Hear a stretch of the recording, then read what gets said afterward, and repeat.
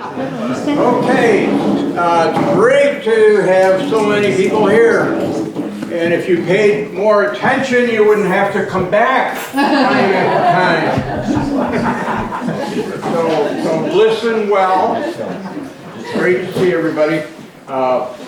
Ed, would you like to say a few words? Well, Greg would like to introduce some of the officers from the NIFOA. Where's Greg? Want to do that right off the start? Greg? Yeah. Okay. When you started. Hi, I'm Greg Lasorte. I'm one of the board members for We don't need to know who you are, we need to know the important people. Easy. All right, we have state representation here today. Stacy Kazakis is our new president. Craig Bolmer is our new executive director. Ed Newhouser, our secretary for the state. So those are our state representation here. All right.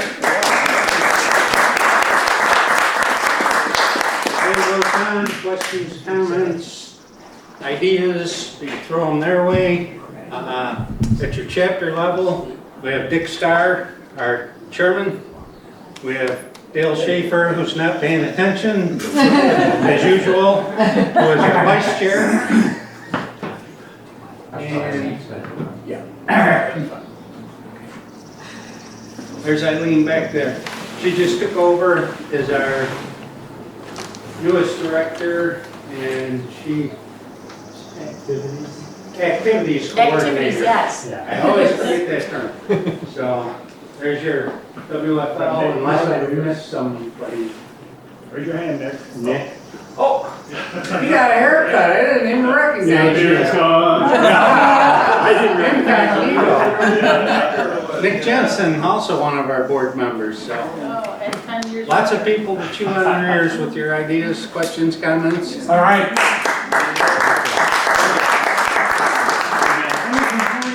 If there are any complaints, just talk to Ed. And I think Stacy, as president, you want to say something about NIFOA, and then Craig can say something. Sure. Okay. Because once Bruce gets talking. Especially when I'm cutting down Dale. Okay, go ahead. Sure, thank you.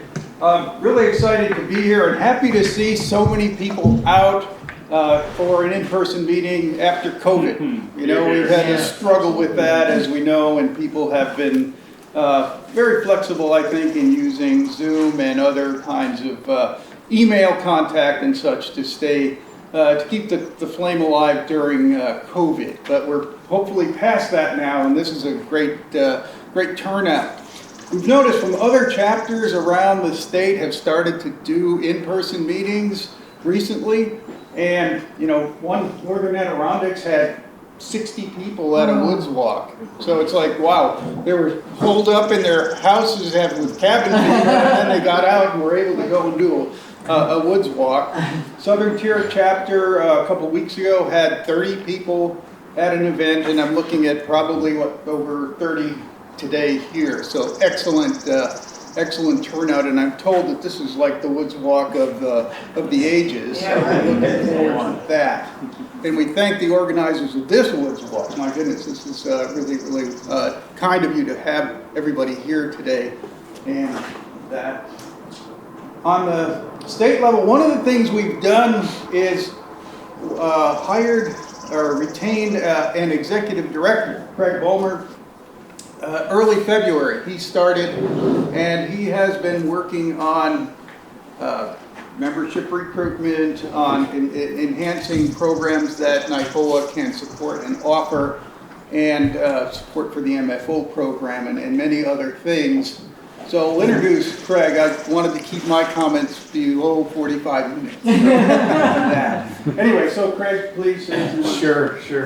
Well, thanks. I thought I would just take a couple of minutes and, introduce myself, being, I guess a staff member of NIFOA and working for all of you, versus, these great volunteers that are also working on your behalf. And I'm certainly grateful for this opportunity. I won't go too deep, but if you had a chance to read my bio in the last issue of the Forest Owner, that gives you a little more insight as to who I am. But I'm a professional forester. I've got 30 years of experience, 10 of that in the pulp and paper industry, and the last 20 as a consulting forester. And so I've worked with many landowners over time like yourselves, and hopefully that gives me, I guess, an advantage in understanding, all of you and what is important to you as a landowner. I've been an active member and leader in the Society of American Foresters, a professional organization that represents the forestry profession. I've been a leader and active in the community. I'm a certified forester. I also wear another hat as a certified arborist, which is a little unusual. I've consulted on people's yard trees for most of that 20 years as a consultant. So I guess I'm trying to humbly at least point out to you that I've had a lot of business and leadership and forestry experience that I'm bringing to the table here, and hopefully as we go along, you'll see that I do take ownership in the organization. From day one, I just feel a strong connection, and it's a wonderful opportunity to be able to serve such a great, prominent organization. And I will say, I've said this at some of the other meetings I've attended, that I'm in kind of a unique position in being in this role. I work with and for the board, but stand apart from the board. I work with and for you, but I stand apart from you. And in some ways that gives me a little bit of an outsider's perspective. And I guess I would like to convey that as I've worked with the board and especially the executive committee, I can assure you that with my outsider's perspective, that your organization is in really good hands. The executive committee are all very committed to the organization, and as volunteers, that's a big deal. As many of you know, if you've ever worked in any volunteer capacity, you know that requires some commitment, and I see that in everybody here. And one thing that I, during the interview process, I think I probably caught the search committee a little off guard in, one of the, in the job description it was written that, the role was supposed to perform the daily tasks and duties for the organization. And I asked them, well, what are those? And that's a very easy thing to throw into a job description because it's kind of a generic thing. And they gave me some answers, but I think they weren't quite prepared to answer that question. But the response, though, when I was offered the position was outstanding because they actually recognized that need. And so I was given a very clear set of objectives of what they would like me to focus on for the organization. That's, building membership, and trying to maybe look at new strategies for that versus what we've done in the past, enhancing programs. Yeah, there's a little housekeeping that goes on too. Advocacy, working, anytime there's legislation or policies or regulations at the state level and even at the federal level that affect us as landowners, we're going to weigh in on that. And I've had a history of involvement at that level too. So, and of course, to work with the chapters, to be accessible and available to you, and just any help that I can offer the chapter, I'm here to do that. So feel free to ask me any questions that you might have today. I'll be here for the duration. So, but thank you for having me, and glad to be here.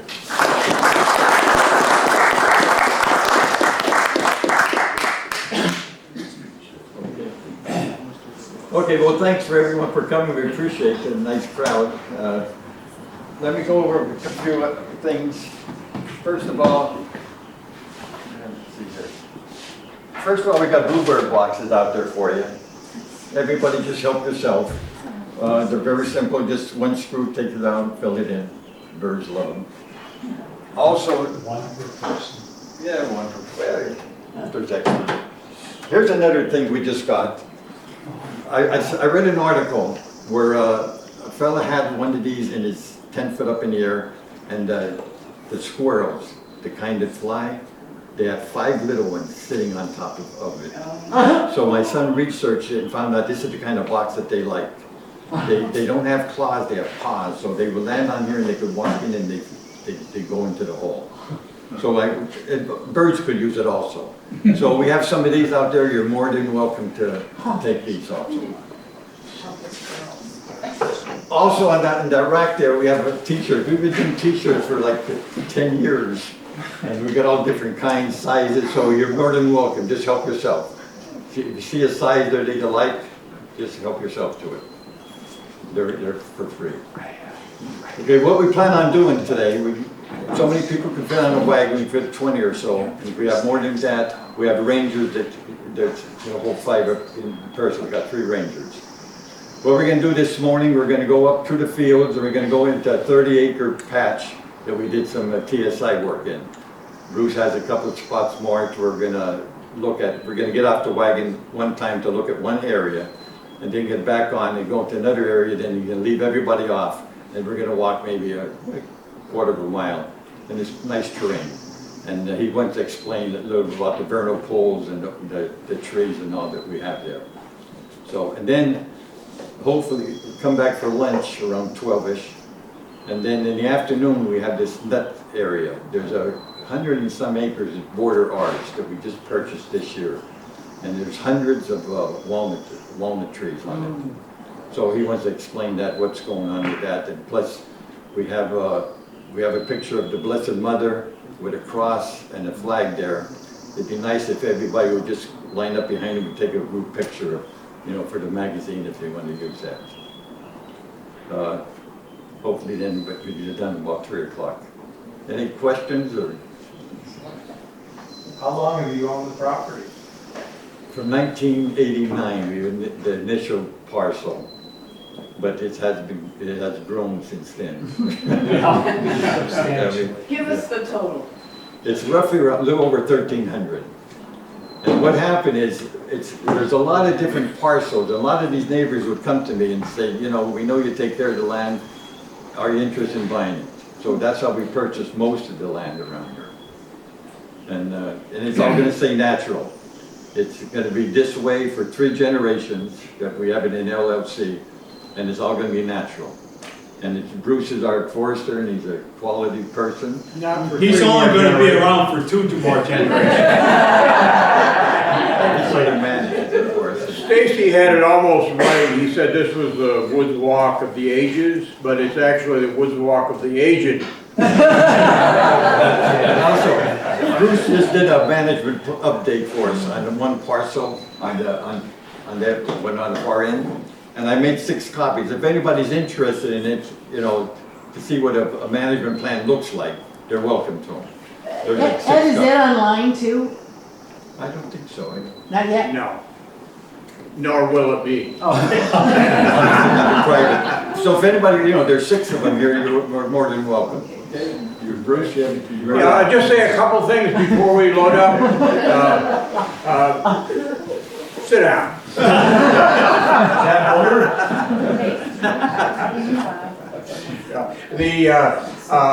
It's always, we welcome any questions that you have. It doesn't have to pertain to, you don't have to know what's going on to ask a question.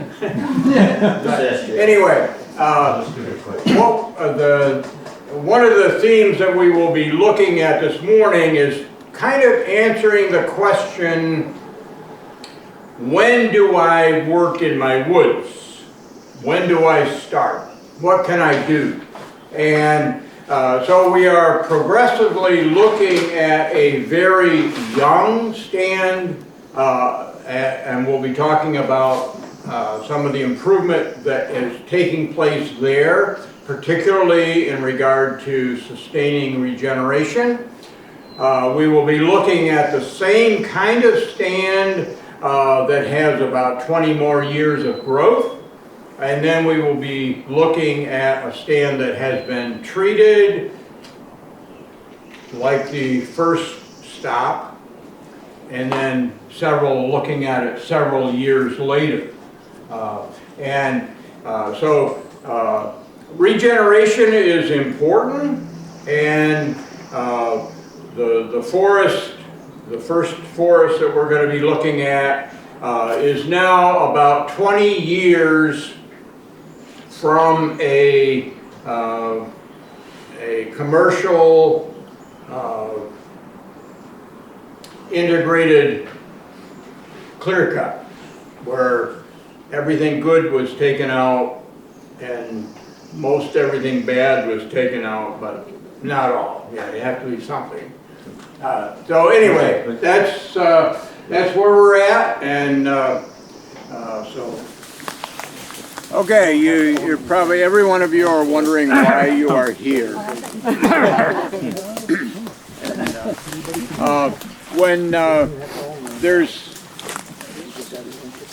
It took a long time for me to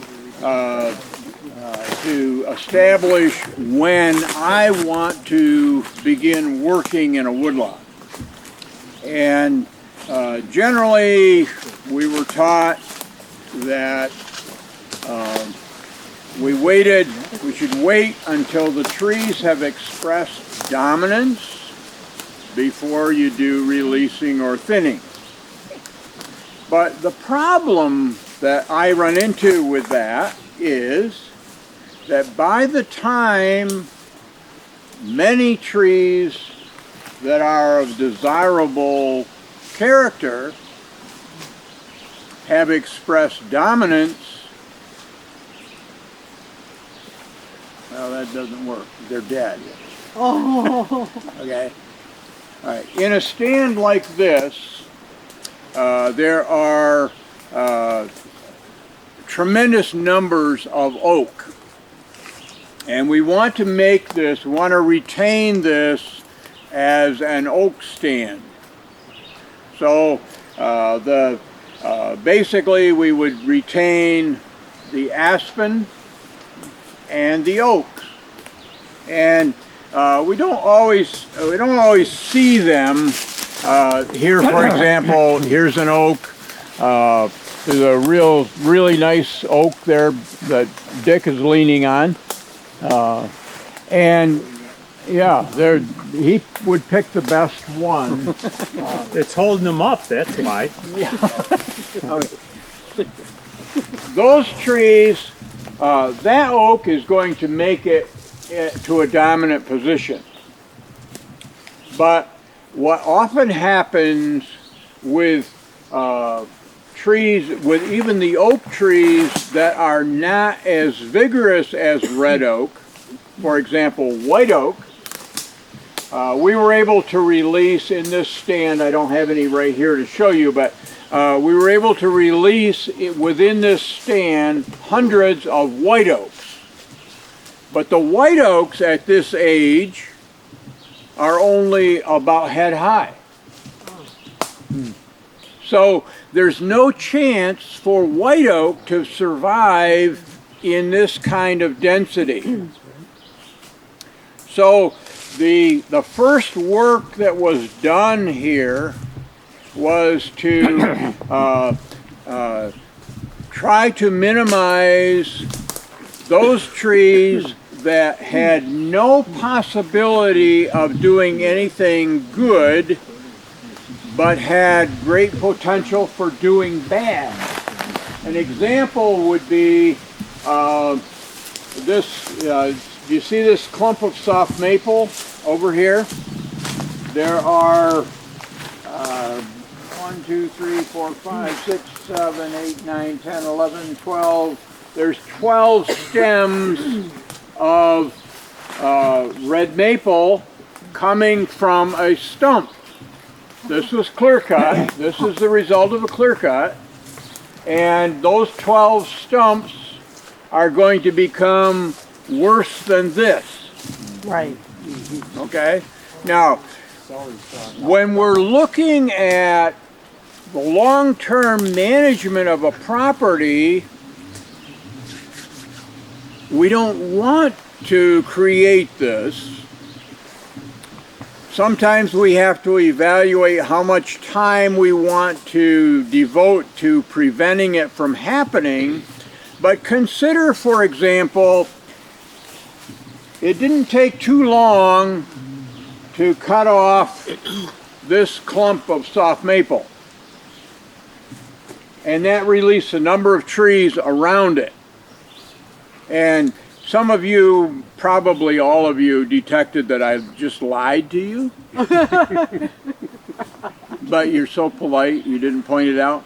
But anyway, the point is, here is a typical example of a white oak.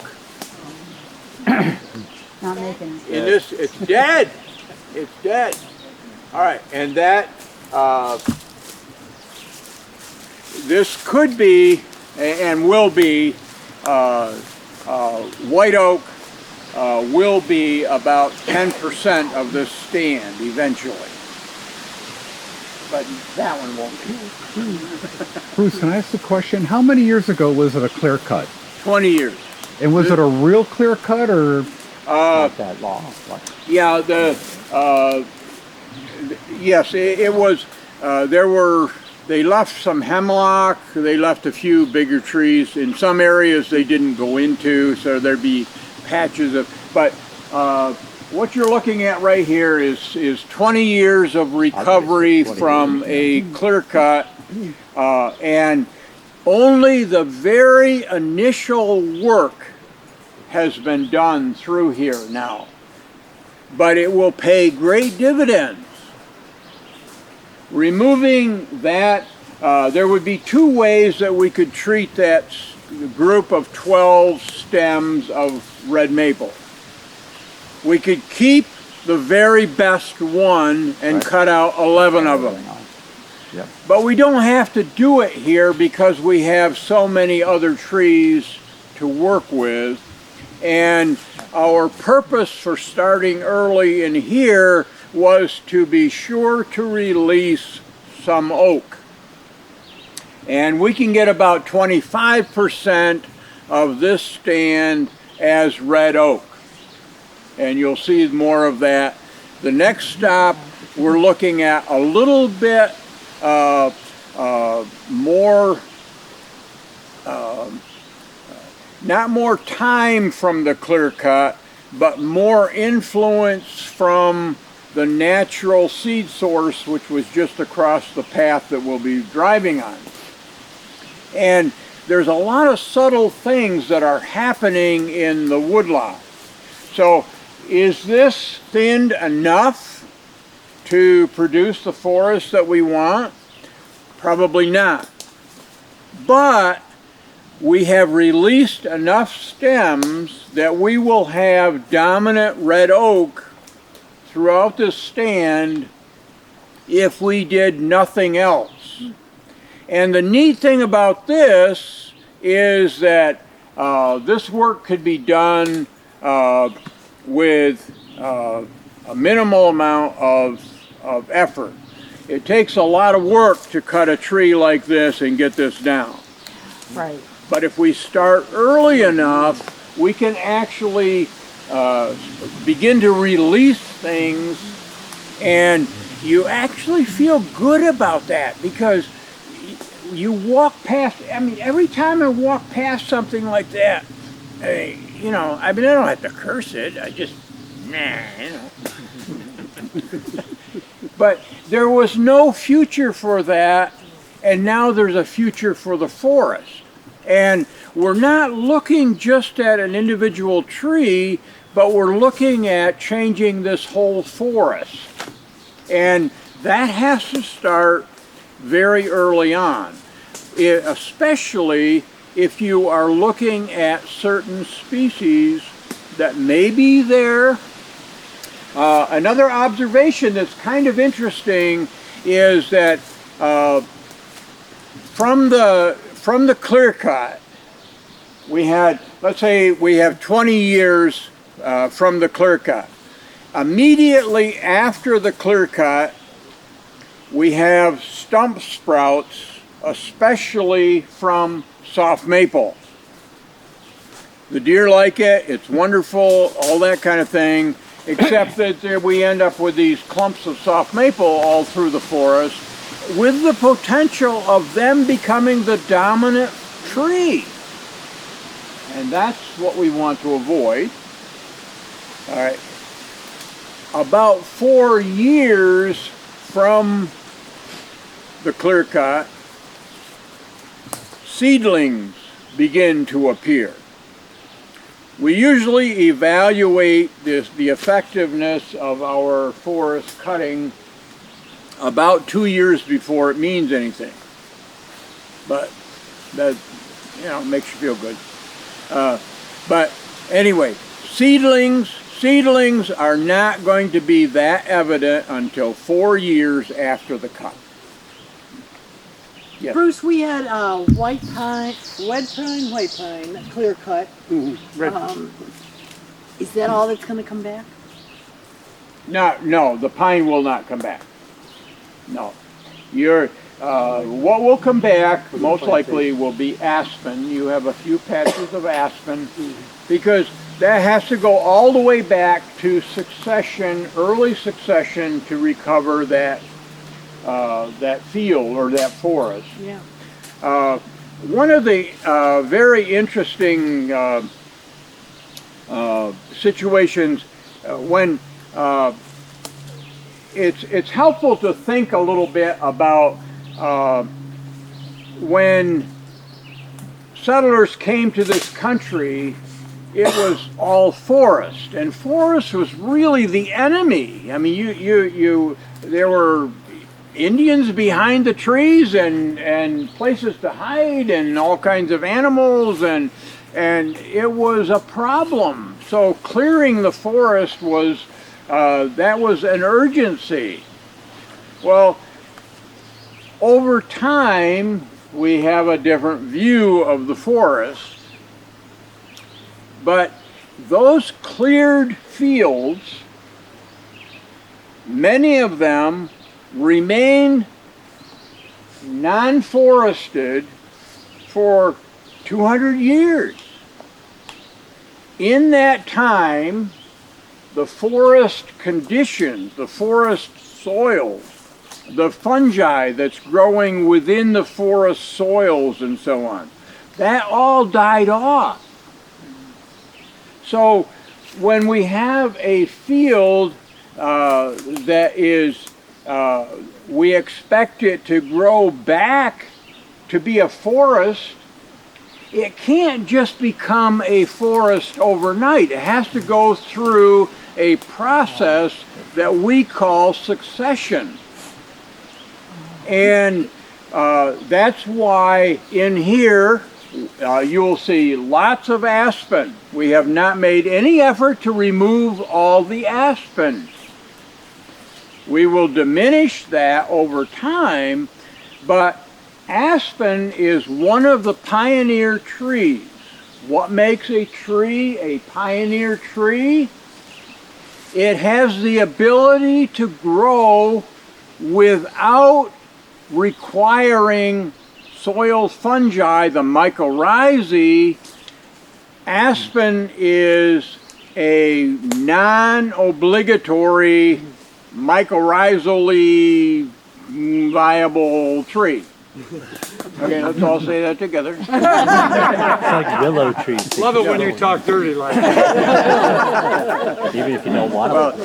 when as the aspen grow up in this field, the older aspen begin to incorporate mycorrhizae into their growth. But as a young tree, no. But it becomes, and then as that happens, they are building this soil fungus again. And when that happens, then other trees like red maples will come in under the shade of the aspen. But it's not just the shade of the aspen, it's the soil fungus. And the forest is beginning to start anew.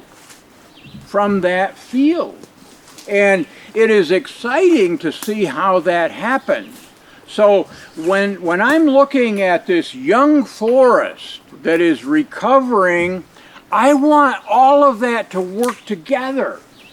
And so what we have created here, like this to me is very pleasant, but I expect Ed is going to be cutting this again. He will be releasing more trees, but every time it will be, we will find the tree that we want to favor and release it. In a stand like this, we have to be looking for what we want to work for. And that's the difference between releasing and thinning. Thinning doesn't matter which trees you take. You're just reducing the density. Thinning is most appropriate in conifer stands. Does it really matter whether you take this row or this row or this row? No, it doesn't.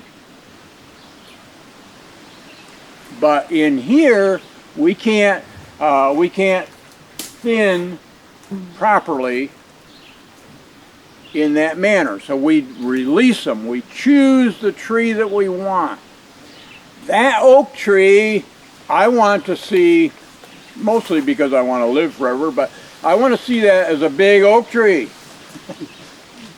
And we can do that. But releasing is what does that.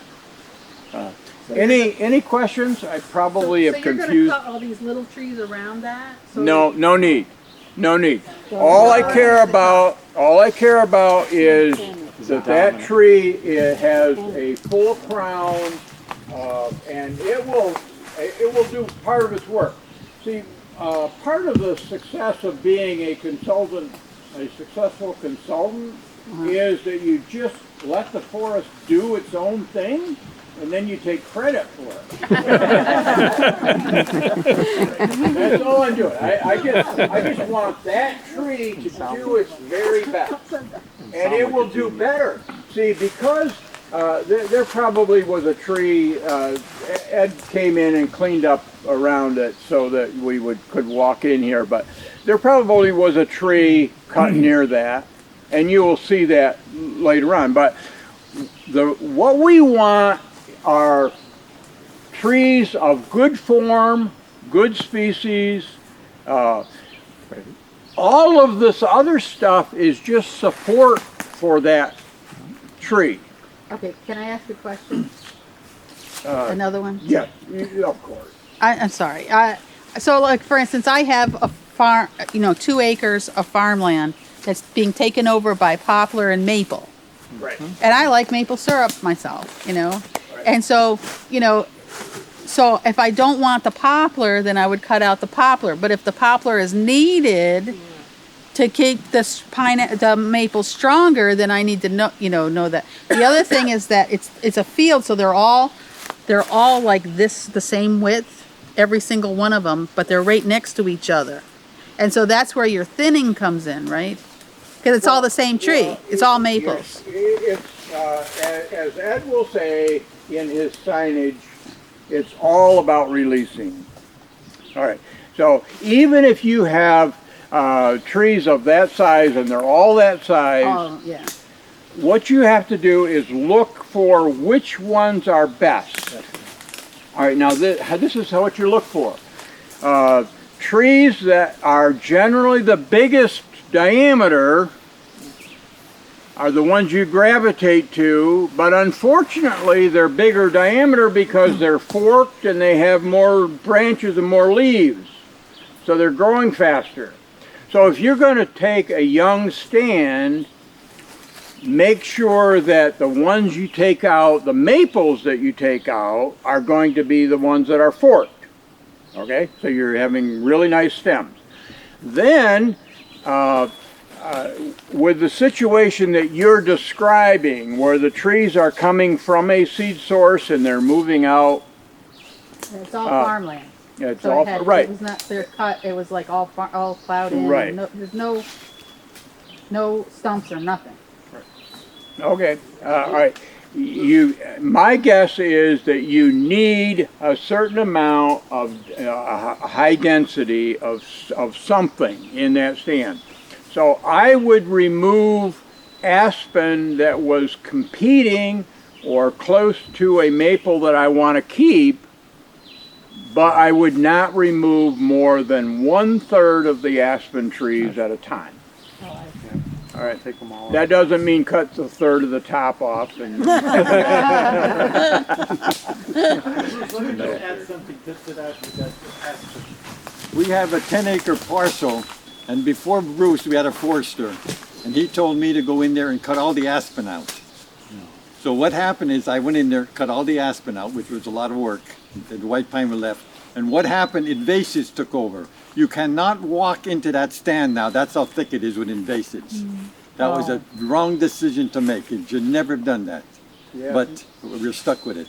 That's why we got a fellow like Bruce who Good point. who If you open it manages. up too quick, you're gonna But allow 10 acres of unwanted room land. understory to come Oh, in. I see, yeah.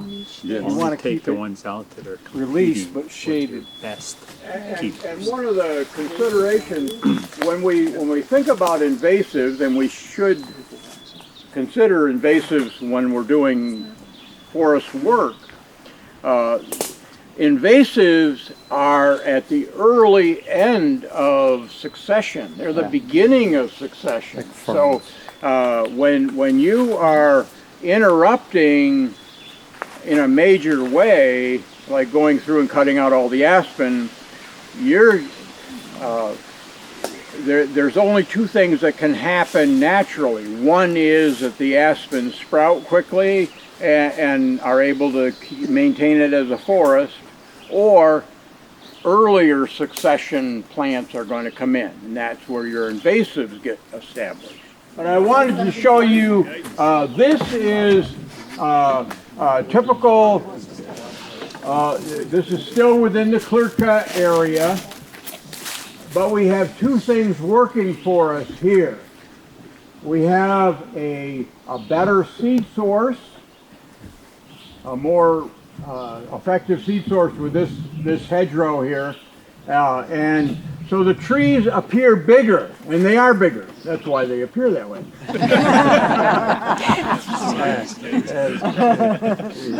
Yeah, but in here, the trees are, these trees have almost expressed dominance. This is very close to the stage where we would be encouraged to think about thinning this. But this was included with the releasing. The only thing different here was that when they were clear cutting, they were not interested in the pine or the hemlock, so they kind of left those. But it looks a little bit different.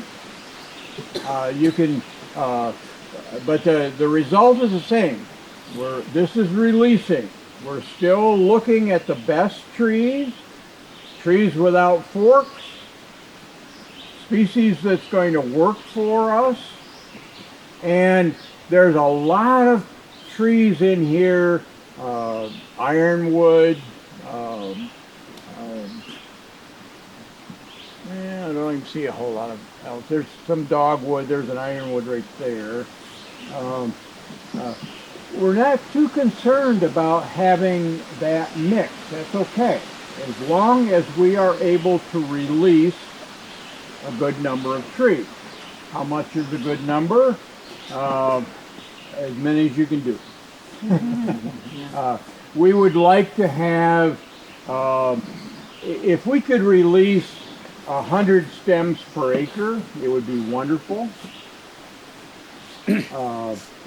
There's, as we look at this, there probably are about 700 trees per acre here right now. And we don't care about 700 trees. We care about if we can make sure that we have 100 trees that can become crop trees. They may not be crop trees yet, but they will be. And you know, that's for this area, that's a very nice cherry tree, for example. And worthy of making sure that that is going to be a crop tree. Now, right next to that is a pretty decent sugar maple. I mean, a very nice sugar maple. And but behind that, as you look at that group right there, you'll see a stump of an ironwood that's about 2 feet high. That's there's another ironwood that was cut right next to the maple. So you're not seeing a lot of cutting, but it's the kind of thing that is absolutely delightful. If you, when I cut firewood, for example, after I get through cutting my firewood, I like to fill the chainsaw and just go for a walk and do this kind of work and use up a tank of gas and kind of pay for my firewood. And when you do that kind of thing, it's absolutely rewarding because you will come back to those, walk past those same trees in the future, and every time you're going to remember that that tree owes you something. And if they don't fall on you, you're good. There. And Bruce, you tell him there was a lot of grapevines in here, and they were big grapevines. We cut a lot of them out. Absolutely. Ed is incredibly good at working with the understory, of removing small hemlocks in an area where we don't want to grow hemlocks, cutting out grapevines where they could be controlling. And many times when you have a clear cut, it sets the stage for grapevine invasion. The grapevines were already there, but they were up in the tree, a big tree or something like that. But grapevines tend to grow up with the tree. They'll grab onto a tree, and as the tree grows, so grows the grapevine. And so in a clear-cut situation, you can have an explosion of grapevines. And those kinds of things have to be addressed, and they're not all that noticeable, but the dividends are paid well. Okay, question about forks. When we can tell how a lot about the age of a forest by how many forks there are. And a fork is simply something happened that we have a trunk that perhaps the terminal bud was broken off by a bird, or it died, and dormant buds came out, and 2 of them started, and that became 2 trunks.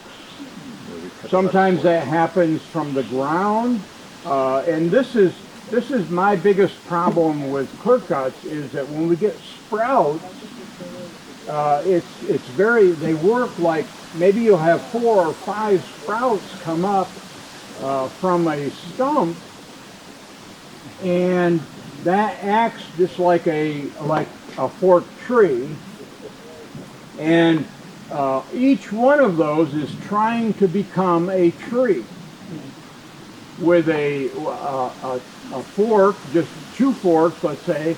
You have the dynamics working against you, that each year that crown is getting heavier and heavier and heavier, and eventually one side is going to break off.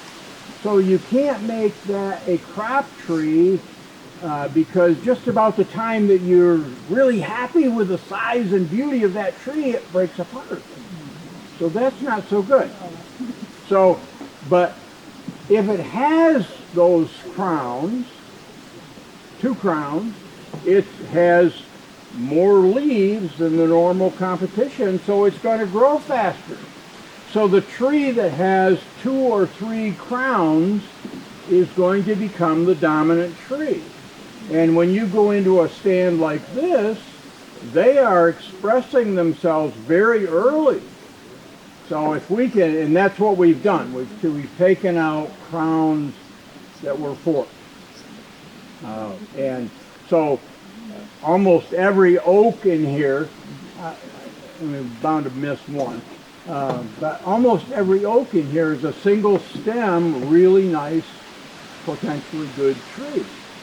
And so the forks happen as a result of injury and the loss of a bud or coming from a sprout. Now, in a clear-cut situation, when we have 4 or 5 sprouts coming from an oak stump, the sad thing is the biggest one is always going to be the worst one. And that's the one that's going to win if we don't participate.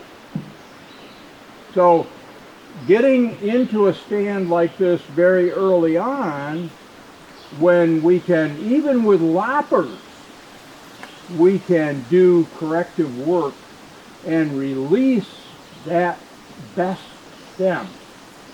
And excuse me, when it doesn't matter how big it is when you're working with it, but quite often, and you can experiment with this, but I get the best results with minimal sprouting by not cutting at the ground, but cutting 3 or 4 foot high. And then it really is not true that I don't like to bend over. I just have that reputation. When if you cut that tree off high, and especially when you're doing beach management, it's nice to work with that height. Loppers can do tremendous things. You can release lots of trees, lots of good trees. Okay. Gypsy moths have several instars, which means that they go from one size caterpillar, shed their skin, go to a bigger caterpillar and keep shedding their skin until they get to be the size of these. These are pretty much mature and ready to pupate. All right, when they're in the early instar stages, when the caterpillars are small, they tend to go up the tree during the day and come down the tree at night.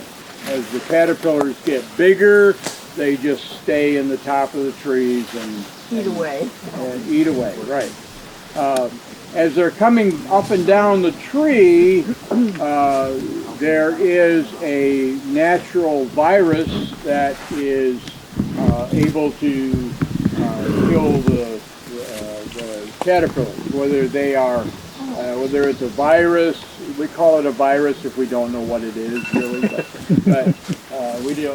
Some people think it's a bacterial disease, and some people call it a virus. Anyway, these caterpillars are exhibiting that as they're coming up and down the tree, they transfer this disease. So what we're looking for, if you see, look closely at this one, not too closely as you get infected with the hairs. These are full-grown caterpillars, but are dead as a result of this disease. So you'll have some that they're just still clinging by a set of pro legs, and the body juices just kind of come down. It's marvelous to think about, and just kind of swell out. And then sometimes you'll see the juice running down the tree, and whatever turns you on. Anyway, you'll see other caterpillars, usually the smaller ones that are affected before they're full length, full 2 or 3 inches, will develop this fishhook pattern where they just they're clinging by prolegs in the middle, and both ends are hanging down. And but there's more of them on this side, and most of them on this side are infected. So that's a good sign. That's wonderful. It is. Is it fatal to the tree? No. Well, the gypsy moth, it depends on a lot of things. It's not good for the tree. This heavy infestation this year probably would not result in mortality if we don't have it next year. But after you have a couple of years of defoliation, especially associated with a drought or something, some additional stress, it's stress that kills the tree. But really, this oak tree has already, the gypsy moths started about the 30th of May. Memorial Day is their beginning. And this tree has already had about a month of energy storage. So it's doing its very best. The gypsy moths will be finished very soon, probably within 2 weeks. And there are the dormant buds on the oak will then open again, and we will have, these oak trees will be refoliated this fall. I've seen it where like a late frost knocked leaves out and then they put out another set of leaves. Right. So you're saying that could happen with the gypsy moths? But it's very stressful on them because they got to tap into their store. The dormant buds, they're part of the defense system of a tree is to have the normal meristematic growth bud where the branch is going to start. Okay, but as part of the defense system, there is a second bud that we call a dormant bud. It doesn't do anything as long as everything is normal. But if something happens to that first bud, then the dormant bud will be triggered and they will come out. And we'll see a lot of that on the oak by this fall. And that again is enough. Everything is trying to, the tree is trying to store energy, and so I am not alarmed. I hate it, but I am not alarmed by the degree of defoliation this year. From a mortality standpoint, there's more things that have to fall into place before it's a catastrophe. And the trees are much smaller over here, but it's the same stand.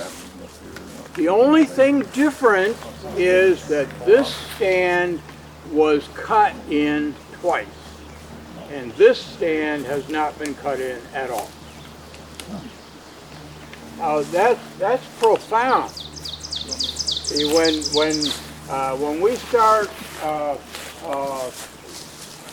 when we release a tree, it begins a process of just improving well beyond the years that we put into it.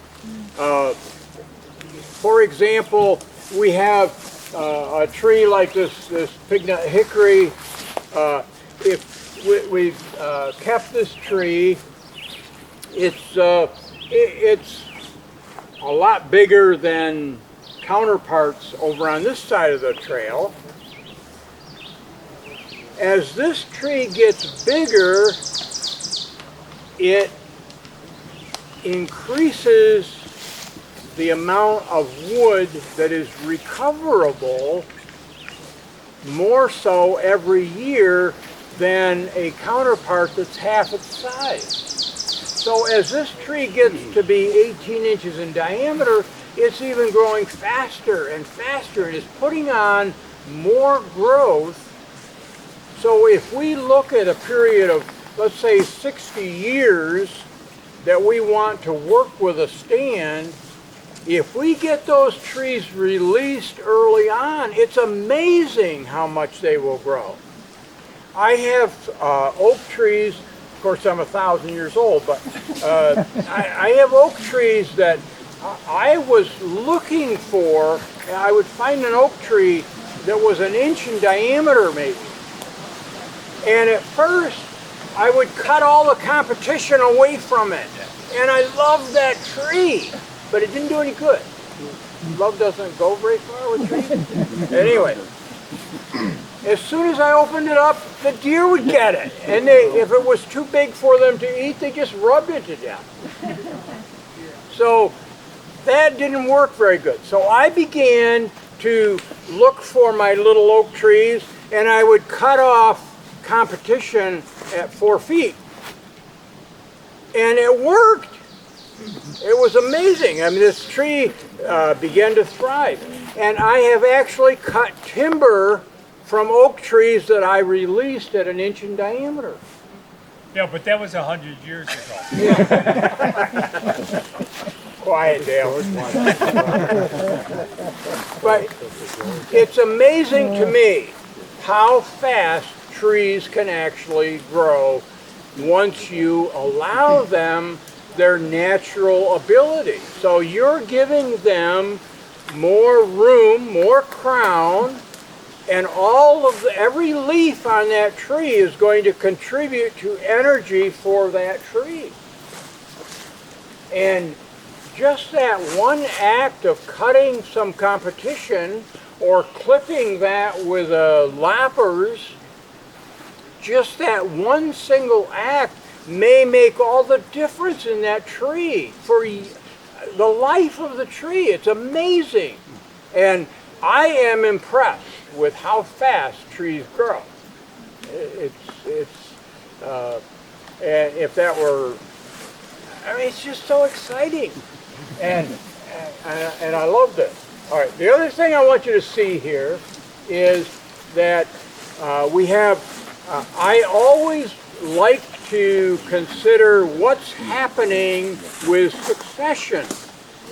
As we started our work here, we were only interested in releasing trees. Choosing enough good trees to make it work and releasing these trees. All right, but when we, with succession, I want to know what's going to happen to this stand. Okay? If we look at, in this particular area, probably most of the trees that were cut this last time were aspen. Aspen, I really like them. They are so important to the management of a forest. But we don't need them always. We have gone through enough succession that the aspen here can easily be replaced by the oak. The oak are well established. But notice the smallest trees in here are maples. And what's happening is the succession is moving beyond the aspen. The oaks is introduced. The oak are going to have the dominance for a period of time, and the succession would be that this would become a maple forest. Okay, so our future management of the stand is to decide whether we keep this as oak or allow it to become a maple stand. And that's the kind of questions that are fun to ask. more fun to get the answers, but Why not leave them both? you can leave them both for a time, but if you, in this stand, if you left this to its own devices, the oak will disappear eventually and be replaced by the maple, because the maple are the next step in succession. Now, I want oak in here, so I'm going to have to cut some maple to make sure that I keep good oak stem. And so we decided to, there's no place really to drain the water, and we decided to use the water instead of draining it away. By coming in here with a bulldozer and digging ditches and just piling the fill up on this ridge and then making the road, this is now high and dry and works really well. The extra benefit here is that in order to get the enough fill to do this, the road, we created this vernal pool. And this pool, a vernal pool potentially would dry out, but it's hard to dry out anything here. We have so much moisture that we look forward to drought. But, anyway, this is not a deep pool, but it has no drain. The ditch is draining into it two ways, and it just holds water, and it is a tremendous habitat for frogs and salamanders, amphibians, things like that. Salamanders are amphibians. Thanks for not pointing it out. Anyway, this is a very simple solution, and I would recommend this. I use it for improvement on trails a lot. It doesn't take very much to create this hole, but it does give you enough material to actually make a road. So this is ideal. And now this has been how long? About 3 years. Okay. And this is very stable, and it's great. And there's more of this. Okay, keep moving, keep moving. Particularly the yellow spotted salamander really benefits from these pools. They breed very early in the season, so there's always water in it early on. And so this is that's the whole picture.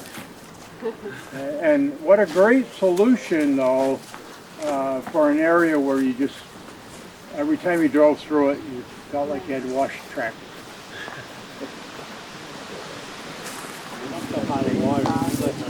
Now, here we have, we're quite a ways away from a seed source. This is all part of the clear cut, but the interesting thing here is that the recovery is not as good on this end simply because it's so far from the seed source. So whenever you're regenerating something, you have to be aware of an overwhelming seed source is going to give you the best results. And you have to have the conditions that would favor the establishment of the forest. When both of those are challenged, or one of those is challenged, aspen becomes a very, very valuable tree. And over time, we will replace all these aspen with oak, and it'll be a great forest. it's encouraging. I see more oak all the time. Question. Is aspen the same thing as you hear people call it popple tree? Quaking aspen. When you look at the name of a tree online or something, sometimes you will see the letters SPN after the name, and that means species preferred name. So often a common name is given the SPN. Quaking aspen is the preferred name, but we call it poplar, popple. I don't know, there must be trembling aspen, that's all the same. And then the leaf has very small teeth on the edge, and an older cousin, I guess, would be the big tooth aspen, and I don't know that there's any other name for that. We call that big tooth aspen, but that, you're right on, popple and poplar. And okay, we can mount up.